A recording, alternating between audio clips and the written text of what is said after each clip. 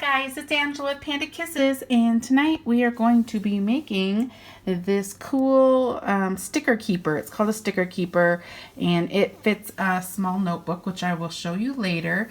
This one is releasing on Friday, and it is the dragon scale one. So let's get started. I have my 5x7 here. The reason I chose the sticker keeper size is because it fits in a 5x7, and most people have a machine that stitches 5x7. So I thought I would do that size. But Parker on the Porch is great. When you buy these keepers, this is the dragon scale keeper, you get lots of sizes. You get the business card size, you get the passport size, you get the sticker keeper size, which holds a little notebook.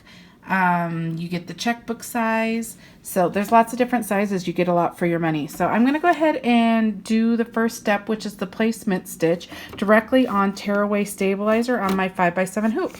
I'm going to go ahead and stitch that, and I'll come back and show you what it looks like. Okay guys, this is what it looks like. That's the placement stitch. This is going to allow you to measure the size of your fabric. You're going to want to cover this whole big square with your top fabric. So I measure from here to here and here to here, and that would, over here, you're going to fill that whole side in. But the next step is to go ahead and do your placement stitch for your fold over elastic. Fold over elastic is just stretchy, pretty elastic. So I'm going to use this sparkly glitter silver, and I'm going to go ahead and do that placement stitch right now, and then I will show you what it looks like. Okay, there's that placement stitch right there. You're going to want to take your fold over elastic, and you're going to take the right side. You can see I have, that's the wrong side. This is the right side. You're going to go ahead and put the right sides together like this. And then if you're flipping, like normally when we do these tutorials, we're flipping bags or something, you would put it on the inside because we cut the outside off. But we don't flip this, so you want this on the outside, just like this. So get this together. It's kind of hard to do this one-handed, but get that together and then scoot it right there on the placement stitch. And then you can hold it and do the next step's going to be a tack down stitch, or you can tape it, and then it's just going to do that exact same little line, and it's going to tack it down. So I'm going to line that up better. I'm going to tape right there, and I'm going to tack it down, and I will come back and show you what it looks like. Okay, went ahead and tacked it down. That's what it looks like. So now we are going to take that fabric that we're going to be using on the front of your keeper. I'm going to use this really beautiful sparkly glitter vinyl. This is a marine vinyl, so it's thicker. Canvas vinyl's thinner, marine vinyl's thicker. So this is a marine glitter vinyl that I get from mypunkembroidery.com. And the way that I'm going to line this up, usually it doesn't matter. You just cut around this in the end, but it is a little bit challenging to cut around this fold over elastic because you don't want to cut this off. So the way that I place these on this side is I have a straight edge right here, and I go right up next to the little black dotted line, and I make sure that I am even, and then I just push a little bit past it. If you just barely push past it, and then when you stitch right here, this is already straight and you don't have to cut it. So I'm going to go ahead and do that. Make sure the rest of the area, the placement stitches, are covered with your fabric, and then go ahead and stitch the next step, which is just going to do that big rectangle, and it's going to tack your fabric down to your stabilizer. So I will come back and show you what it looks like. Okay, this is what it looks like so far. It went ahead and tacked down this vinyl, and I wanted to show you up here how it got super close to the edge and it's all straight right there. So that got placed pretty well. If you're afraid that you're gonna miss your fabric, don't do it that way. Just go ahead and do all your excess over here, and then you can cut around this, and I'll show you that way as well. But I tend to find that it's easier just placing it really close and straight than cutting it later. But there you go. I'm going to put it back on my hoop. Now we are ready to do the details, And the details on this bag are these dragon scales, and they end up being ombre. You don't have to. You could do them all the same color if you wanted to, but there's 3 separations of colors. So you can pick 3 colors for this. I went ahead, I'm going to start with white, so I have that in, and I'm going to go ahead and stitch the first section. I'll come back and show you. Okay, there's the first section of dragon scales. Now I'm going to go ahead and change my thread. I changed it to a gray, and I'm going to go ahead and stitch that second section, step 6. I'll come back and show you what it looks like. Okay, that's what the second set of dragon scale section looks like. So I am on to the third, step 7. I'm going to go ahead and I changed my color, and I'll go ahead and stitch that and come back and show you. Okay, there it is, the white, the lighter gray, and then the darker gray. So now the next step is to go ahead and do like the spine, the line for the division of the bag, like that, right down the middle.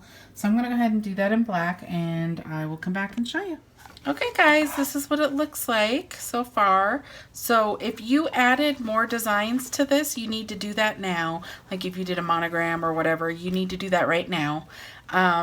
Once you're done doing all your design elements, then we're on the last step. I didn't add anything to this, so I'm good to go. I'm going to flip this over. I take a ruler. There's stitches right here. I go ahead and put my ruler on these 2 stitches, and I take a marker. I've already done it here. I take a marker and I draw all the way across, right here and right here, so you can see that's where you're going to place your pockets. So you want to be able to see them. So go ahead and do that with a marker or a pen. Then you're going to take whatever fabric you want on the inside, whatever vinyl. You need a piece big enough to cover this whole stitch. You're going to put it on exactly like this on the front, but you're doing it on the bottom. The only part that's going to show, so you know when you are finished on the inside, is right between these 2 lines I did. This is the only part that's going to show because your pockets are going to go over that. So keep that in mind. So I'm going to go ahead and place this. Now I made this more complicated than it needed to be. If you're just doing it, you would just place your fabric over all the stitch lines, tape it down, and then we would do the pocket part next. But I didn't want to cut this edge with the fold over elastic. See? I just want to show that there's more than one way to do this. You can just put it way over and then cut it later, and there's lots of examples where I cut this straight. Well, I'm going to try to continue to not have to cut it after the fact, so that means I have to watch this edge when I'm placing this. So I'm just going to make sure that this is covered over here and it's covered over there, so I need it right about there. Now I can see where the stitch line is. I'm going to line it up and then just put it a little bit past that. And I can actually see the outline of where I stopped with the other vinyl on the other side. So I can kind of make it out to be that. I think this is probably not the easiest way to do it. So I'm probably going to end up having to cut it anyways, and you guys can all laugh at me. But I was just trying because that part's not fun at the end. So, okay. So I'm going to go ahead and place it right there. I am over all of my stitch lines, and I cut this fabric really super close, so I'm going to be barely hitting these stitch lines. I just want to make sure I'm going to get them. I think I made that too far over, so I'm going to have to cut it anyways. You guys can all laugh at me that I put all that extra effort and it didn't work. Okay, so we have this placed all down, and now we're going to do the pockets at the same time. So the way you do the pockets is you use these lines that we drew. So you're just going to, I'm going to use this silver as a pocket, so you just make sure that you line it up here, a straight edge up here next to these lines, and then you just tape it down. And you just want to make sure that your fabric is big enough to go past your original placement line. So I'm going to go ahead and place that, so it's as easy as placing it like that. The other side, you can place it the exact same way. You just want to make sure that it's lined up right here. and that it goes over your placement line. I'm doing something silly, so like normally you would just put it here and let it go all the way across. I was trying to do this where I don't have to cut it later, so I cut mine down, and we'll see if this works. This might backfire on me, and I do think that I'm making it harder than it needs to be by trying not to cut that. It's probably easier just to cut it. So I'm going to go ahead and put this down like this. I've already started it this way, so I'm going to do it this way. So know that you can do it either way. If you want to take the extra time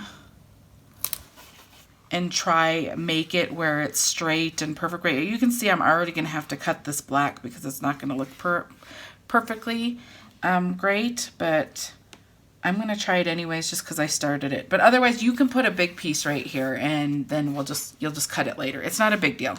I'm making it harder than it needs to be. Okay, so I will show you that when we're cutting. You'll see what I was trying to do. Hopefully it made sense. But anyways, there we go. That's what your back's going to look like. You have your 2 pocket fabrics on that are lined up with just these lines, and make sure that it goes outside of your stitch lines. And then this is still your front. We're going to go on to our machine and we're going to stitch our last step. And the last step basically goes all the way around this line right here. It just stitches around this line and then you're done. So I'm going to go ahead and stitch that, and I'll come back and I will show you what it looks like. Okay guys, here we are. This is what your front looks like. This is what your back looks like. So it went ahead and stitched around, and now we can take it off our hoop because that was our last step. So let's take it off. I'm going to take the stabilizer off now.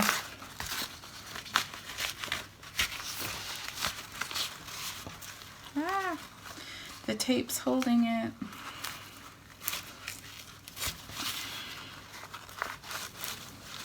Okay, now this is where you want to be super careful. I've been talking about this fold over elastic a lot. Oops.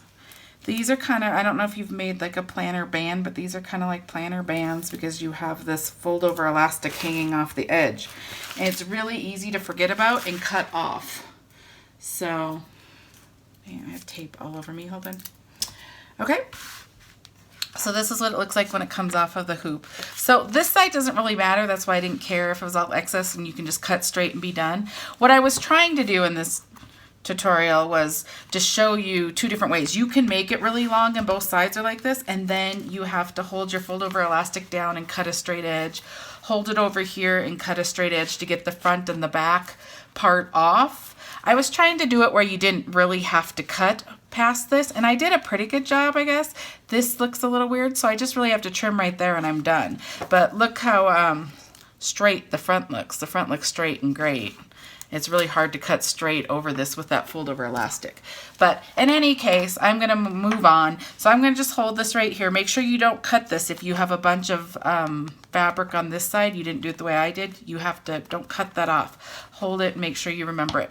But now you're just going to trim around it. So I'm going to just go cut. Okay, I'm going to cut this way. You're just cutting. I cut pretty close to the stitches without cutting the stitches. It just depends on how much excess you want on the other side. Okay, I'm going to cut this side too.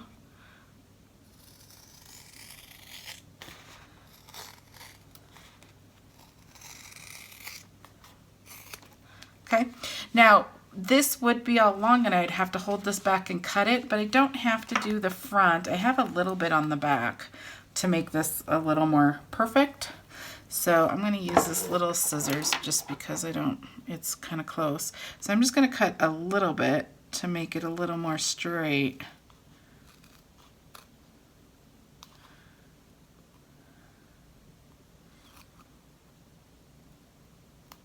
Okay. And then you can get all this excess, like there's strings right here. You can cut those off without, don't cut the knots. There's little knots there. And then I am pretty good to go. I'm going to cut this little string. Okay, there you go. Now you have these 2 little pockets right here and right here to put a notebook in. And then you fold it like this, where that crease is right there. And then you take your fold over elastic and you flip it.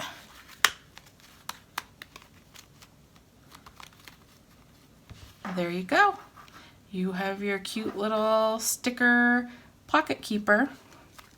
And it's super cute with your dragon scales, very neat. So I'm gonna see if I have a notebook and I can tell you what size. I'm pretty sure the tutorial tells you what size notebooks fit in here. I know Jen just buys them at the dollar store and they fit in here great, but let me go see if I can find one and show you what it looks like. Okay guys, I got a notebook to fit it. So here's our final product. Super cute dragon scale thing. Take your elastic off, open it, and it fits this notebook. I just put one flap in there, the other flap here, and you have a little notebook in here. Super cute. So I went to Walmart and I couldn't find the right size notebook, and I went to Target and I couldn't find the right size notebook. So I stopped at the Family Dollar Tree. It's called like Dollar Tree, Family Dollar Tree or something, whatever. The dollar store. And I found them. So this is what they look like. This is what you're looking for. This comes as a 3-pack for $1. And it's 3.25 inches by 4.5 inches. And it's just a mini composition notebook. So that's where I found them. I will look on Amazon and see if Amazon sells them, and if they do, I'll put a link in the notes because it might be easier than running all over dollar stores trying to find them. But it comes with 3-pack. It comes with a red, a green, and a blue. So I found them and they fit perfect and it's super cool, and I hope you like this video. If you have any questions, please let me know. Otherwise, enjoy the design and I will catch you in the next video.